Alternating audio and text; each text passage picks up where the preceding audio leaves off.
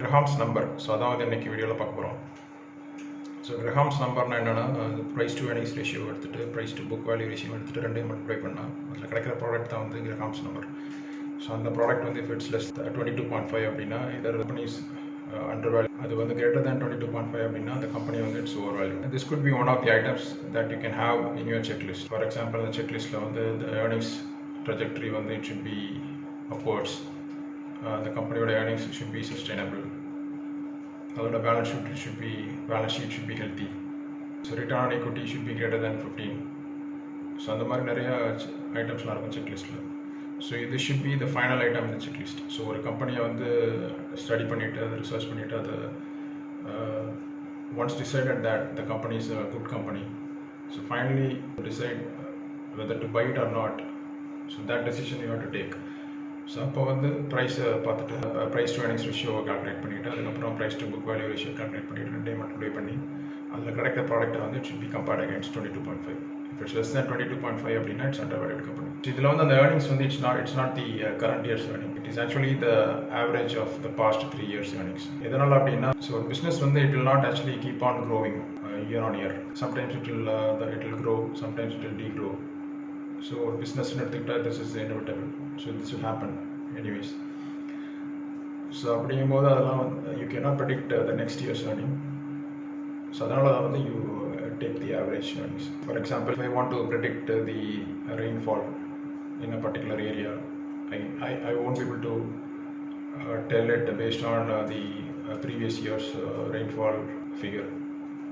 So previous year வந்து 100 centimeter அப்படின்னா I cannot take it as the book value. So அதுக்கு முந்தின வருஷம் என்னென்னு பார்க்கணும். அதுக்கு முந்தின வருஷம் 90 இருக்கலாம், அதுக்கு முந்தின வருஷம் வந்து அதுக்கு முந்தின வருஷம் வந்து 70 இருக்கலாம். ஸோ அப்படிங்கும்போது இப்போது யாராவது என்கிட்ட கேட்டால் வந்து என்னோட ரெயின்ஃபால் இந்த ஏரியாவில் வந்து என்னவாக இருக்கும் அப்படின்னா I cannot say it will B 100. So இந்த ஆவரேஜ் எடுத்துகிட்டு I will say that it's 80. On average it will B 80 centimetre. So அப்படி தான் சொல்ல முடியும். ஸோ அதே கான்செப்ட் தான் இங்கே. ஸோ இதில் இந்த earnings வந்து it should be the average earnings of the 3 years.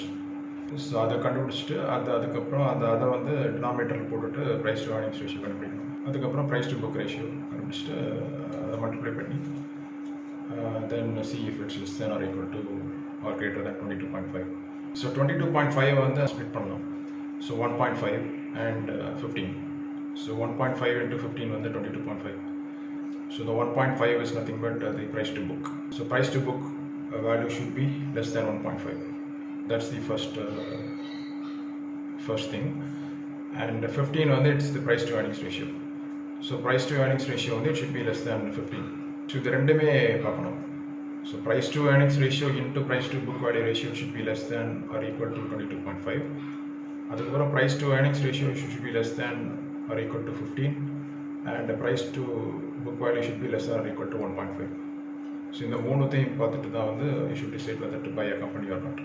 For example price to earnings வந்து 22.5, ப்ரைஸ் டு புக் 1 இருந்தாலும் ப்ராடக்ட் வந்து 22.5 தான். ஆனால் இதில் வந்து என்ன இன்ஃபர் பண்ணலாம் அப்படின்னா அந்த கம்பெனியில் வந்து ஏதோ ப்ராப்ளம்ஸ் இருக்குது அப்படின்ட்டு இன்ஃபர் பண்ணலாம். ஏன்னா அதோட ப்ரைஸ் டு புக் வந்து இட்ஸ் 1, ஆனால் ப்ரைஸ் டு earnings 22.5 அப்படின்னா earnings வந்து கம்மியாக இருக்குது, அதனால தான் வந்து அதோட ப்ரைஸ் டு earnings அதிகமாக இருக்குது அப்படின்ட்டு இன்ஃபர் பண்ணலாம். ஸோ அதே இது வந்து ஆப்போசிட்டில் இது பண்ணலாம். ப்ரைஸ் டு புக் வந்து 3, ப்ரைஸ் டு earnings வந்து 7.5. அது அந்த மாதிரி ஒரு காம்பினேஷனில் கூட you will get 22.5. when you multiply both you will get 22.5.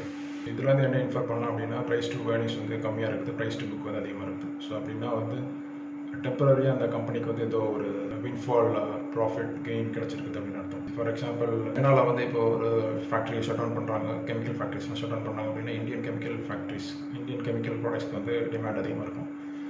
So அப்போ டிமாண்ட் அதிகமாக இருக்கும்போது they will actually buy the product for high price.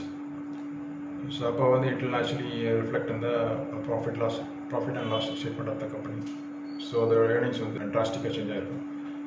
So போன வருஷம் வந்து 1000 crores அப்படின்னா இந்த வருஷம் வந்து 3000 crores அந்த மாதிரி போயிடும். ஸோ இது வந்து டெம்பரரி நேச்சர்.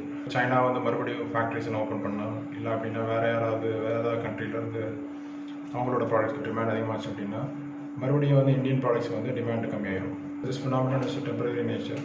ஸோ இது நடக்கும்போது ஸ்டாக் ப்ரைஸும் வந்து it will increase. So increase ஆகிறதுனால ப்ரைஸ் டு புக் வந்து இட் வில் ரீச் 3. ஆனால் ப்ரைஸ் டு ஏர்னிங்ஸ் வந்து இட் வில் பி 7.5. ஸோ இது மாதிரி ஸ்டடி பண்ணிட்டு தான் வந்து ஆக்சுவலாக you should decide whether to buy a company or not. PB ratio should be less than or equal to 1.5, and the price to earnings ratio should be less than or equal to 15, and the product should be less than or equal to 22.5. Price to book value is 1.5 and its price to earnings ratio is 15 அப்படின்னா it's a fairly valued company. So அதோட product வந்து it will be 22.5. So that's the crux of the Graham's number.